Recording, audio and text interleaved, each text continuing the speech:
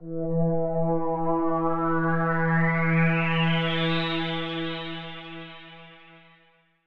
everyone, welcome to another edition of the Daily Illini Sports, The Debates. I'm joined by Brett Lerner and Masaki Sugimoto, and guys, today we're going to be talking about next week's NFL Draft. A lot of big names, we got Jadeveon Clowney, Khalil Mack, Johnny Manziel, all those guys. So Masaki, I'll start with you first. What do you think of the star potential of this draft compared to some of the other previous NFL drafts in recent years? Well, while I do think there is talent in this draft, I don't think this is going to be one of those drafts that creates a bunch of superstars, a bunch of Pro Bowlers, All-Stars, things like that. I think it's just going to be more of an average draft with more lost potential than anything else. All right, and then I'll throw it over to Brett. Yeah, I think we'll look back on this draft, and I think looking at it right now, it's a very deep class, and my opinion is that we're going to see a lot of Pro Bowlers, a lot of prospects that are going to turn into franchise-type players, and I think 10 years, 15 years down the line, this is going to be one of the first drafts that comes to mind based on some of the stars that are going to go towards the top of it. Who are some of the names that you're thinking that will have reached that star potential? Well, I'm a big advocate of both Jadeveon Clowney and Johnny Manziel. Those are two of kind of the headliners coming in, and I think both of them will turn out potentially even better than expected right now. I think Clowney has huge potential. We see it physically. I'm not a huge combine guy. I'm not crazy about that, but that potential is there, and if you look back on his sophomore season, it was ridiculous how good he was. And whether last year was him cutting a little bit of effort or if it was trying not to get hurt before the NFL, whatever it was, I think you can kind of look past that based on the potential and the production the year before. I think he was one of the top prospects coming out of high school. He's going to be one of the top prospects coming out of college, and if I'm him, I'm praying that the Texans keep that first pick and that they draft me, because they're a quarterback away from going back to the playoffs, and if you have J.J. Watt on the other side, teams are going to have to double team one of you. It's going to make a mean defense. Exactly. If they're double teaming J.J. Watt and Clowney's on the other side, that's a dream come true. It's an offensive nightmare for the offensive coordinators. But so Masaki, he's a big Clowney fan and Manziel fan. What do you think of those two guys? I'm kind of on the opposite side. While I do agree that there is potential there, I just don't think work ethic, character is just kind of what fits for some of these NFL teams, because you have to remember that with the Houston Texans, when you're the number one overall pick, you're typically going to the worst team in the league, and the Texans were that last year, and I don't think that either player has sort of the maturity, the character to kind of go in and be a leader on these kinds of teams. Like Clowney, you said there's potential, he's a big, strong guy, but if you look at him, on tape, the whole hype started when he had that big hit in the Outback Bowl, but ever since that, if you see him consistently through a game, sometimes he sort of gives up on the play. He can chase a guy down, but is he really motivated? And once he already got the spotlight in college where he wasn't getting paid, you kind of start to see his flaws. He kind of started to give up, not put in the full effort. And then once you give this kid a huge contract and a huge bonus, is he even really going to care then? He already got what he wanted. He already showed his stuff in college. He already got his paycheck. Will he really put in the effort on a team that might not be winning a whole lot in his first few years there?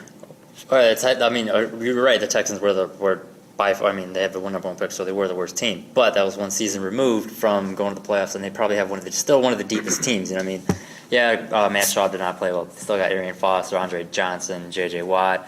The linebacker Brian Cushing's gonna be coming back.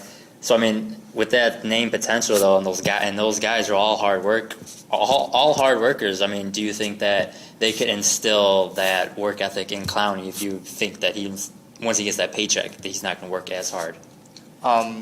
I feel like that really depends, because we saw in December he got the 2 speeding tickets. That obviously doesn't have much to do with football, and yeah, they were speeding tickets, but he had one, and then in the same month he had another. So we don't really know if he kind of has the maturity to be like, okay, I messed up here. That was my bad. I'm going to try and improve myself. All he showed was maybe he really doesn't care. Maybe he just wants to still do whatever he wants. And maybe he does have the star status to maybe do that someday, but starting off, I don't think he'll be able to really garner the respect of the coaches and players on that team.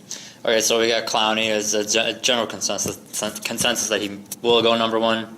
Yeah, I would assume so. unless they Yeah. trade out. Okay. Yeah, unless they do. Yeah. So now you got some of these other guys. Khalil Mack, the linebacker from Buffalo. You got Sammy Watkins, receiver from Clemson. Manziel, obviously. Mike Evans, his teammate. Manziel is probably one of the more lively guys entering the draft. What would it take for Manziel to reach that star status wherever he goes? Well, for me, one of the reasons I think Clowney and Manziel both be so good is because I think they're both put in a position where they can easily go on a mission to prove everyone wrong. Everyone's doubting Clowney right now, but just a year ago, after his sophomore season, people were saying he should be allowed to leave now. That's how good he is. So, I mean, he has the potential to get there, and I think Manziel is more of a leader than anyone gives him credit for because he's this party boy guy. He went out and drank, and he made some bad decisions, I guess, but he didn't get in too much trouble besides the potential autograph thing. It doesn't seem like he's genuinely a bad guy, and I think he proved, especially in their bowl game against Duke this past year, he proved that he's a winner, and I think that he's very clearly wants to win at the next level, and I think the fact that he's shown in college that he can put the team on his back and be a winner, I think that'll be enough to motivate him to focus in and realize that he has to be smart enough. He's a 21-year-old guy right now, but I think once he gets to the pros and realizes how bad he wants to win, I think that's what's going to push him to the next level. Plus, he was tops out of all the automatic qualifying BCS teams from throwing from the pocket last year, 73% from the pocket. So I think that argument's pretty soft considering he was from the SEC. That's like the D League for the NFL. Plus, he was in the top 10 in the automatic qualifying conferences from throwing deep also. And there's people out there that question his arm strength, but he completed just under 50% of passes over 25 yards. So I think with the way the NFL is changing, I think his body type isn't an issue. Russell Wilson does it with the same body. I think he would just have to tone down his running a little bit, but that's inferred at the next level. Yeah, I mean, there's been a lot of successful quarterbacks that are below like this prototypical like 6'3", 6'4", or whatever. So I mean, you got Manziel at the 70% completion rating. You know, obviously can make plays with his legs. What's keeping you from thinking that he's going to be a star?